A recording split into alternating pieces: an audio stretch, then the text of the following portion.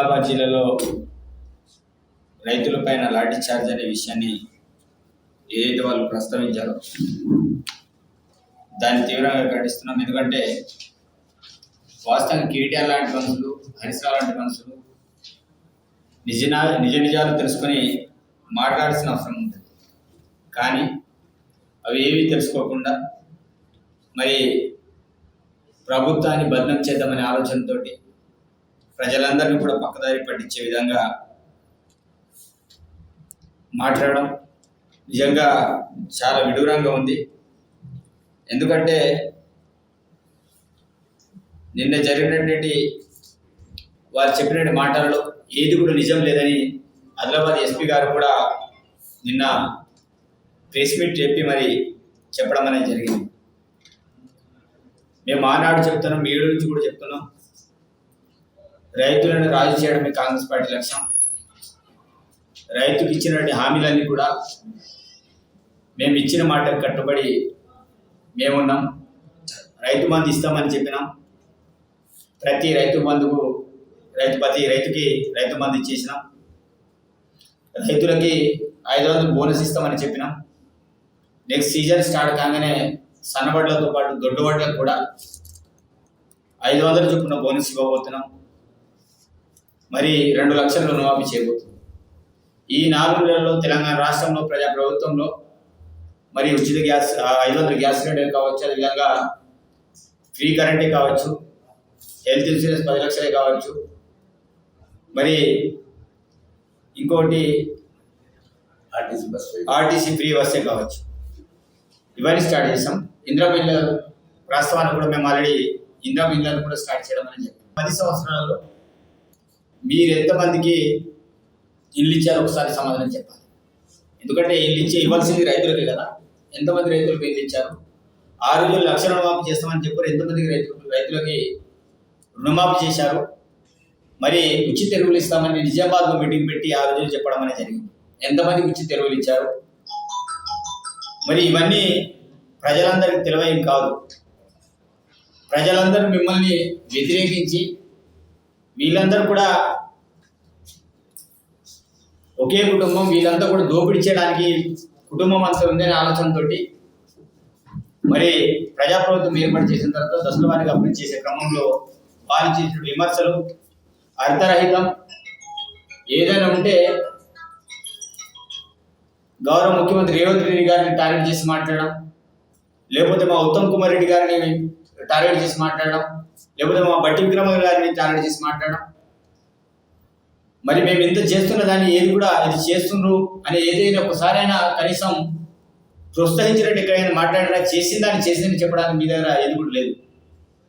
ఆనాటి నుంచి మొదలుకుంటే నేటి వరకు కూడా రైతుల్ని పక్కదారి పట్టించడానికి ప్రయత్నం చేస్తుంది.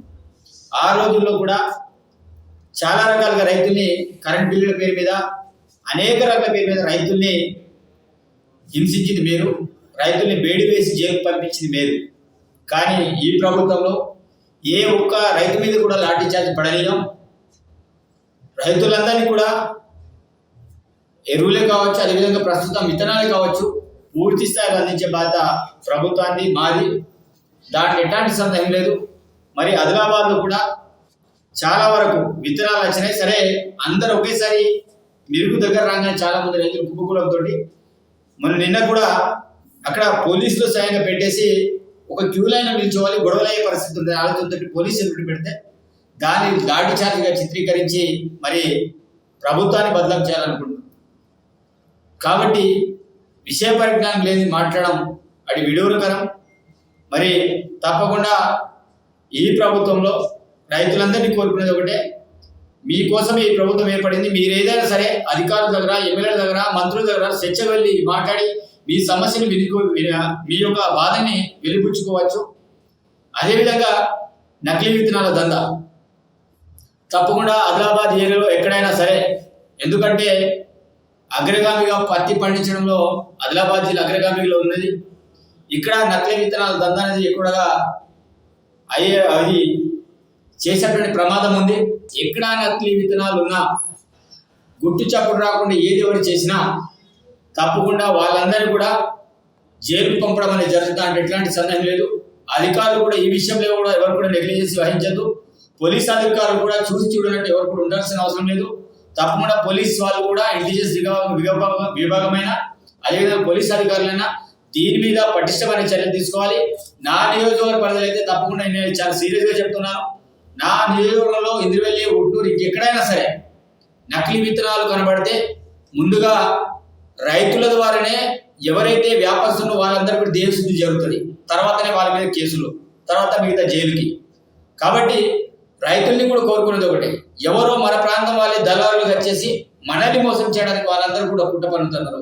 ఎందుకంటే అమ్మేవాడు మనవాడే ఉంటాడు, దళారు వచ్చే మనవాడు ఉంటారు. కానీ అట్లాంటి నకిలీ విత్తనాలు సేమ్ టు సేమ్ ఒరిజినల్ విత్తనాలు లాగానే ప్యాకింగ్ చాలా విలేజ్లో చేస్తున్నట్టు మనకు సమాచారం వస్తుంది.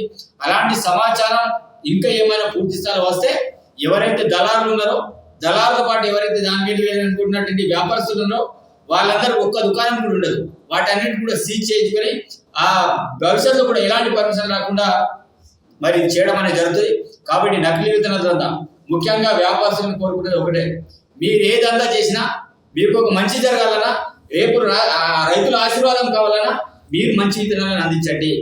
కాదు మేము నకిలీ విత్తనాలు అందించి తక్కువ రేటుకి ఎక్కువ ప్యాకెట్లు ఇస్తాం, ఇది చేస్తాం కాదు. మీకు యాజ్ పర్ రూల్ ఏదైతే రేట్ ప్రకారం అమ్మాలన్నదో అదే రేట్ ప్రకారం మీరు అమ్మండి. కానీ నాణ్యమైన విత్తనాలనే మా ప్రాంతంలో అమ్మాలి. మా ప్రాంతమే కాదు ఇంకెక్కడ అమ్మినా సరే తప్పకుండా నాణ్యమైన విత్తనాలు అమ్మాల్సిన అవసరం ఉంటుంది. ప్రభుత్వం తప్పకుండా అన్ని రకాలుగా చర్యలు తీసుకుంటుంది. రైతులు ఎవరు కూడా బాధపడదు. రైతు రుణమాఫీ చేసే బాధ్యత మాది, అన్ని రకాలు చేసే బాధ్యత మాది. తప్పకుండా అసెట్ తరపున ప్రభుత్వం మీద ఎవరు చేసినా వాళ్ళని కూడా మేము వదిలిపెట్టాం.